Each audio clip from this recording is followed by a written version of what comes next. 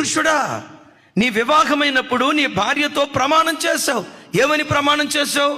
కరువు యందు, లేమి యందు, సమృద్ధి యందు, ఆరోగ్యమందు, అనారోగ్యమందు ఇతరులను ఆశించక నిన్ను నా పెండ్లి భార్యగా చేసుకుంటున్నానని భర్త భార్యతో ప్రమాణం చేశాడు. భార్య భర్తతో ప్రమాణం చేసింది.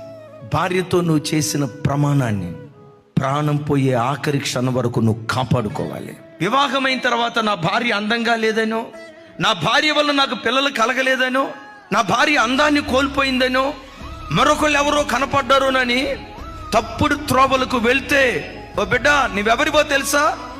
మనుషులతో చేసిన ప్రమాణాన్ని నువ్వు మీరిన వాడివో అయిపోతావు. నష్టము కలిగిన నోట నుండి బయలుదేరిన మాటను తప్పిపోకు. నష్టము కలిగిన ఆ మాట తప్పిపోకుండా ఆ నిబంధన మీద నువ్వు నిలిస్తే అది నీ జీవానికి, నీ ఆశీర్వాదానికి కారణంగా దేవుడు మార్చునుగాక.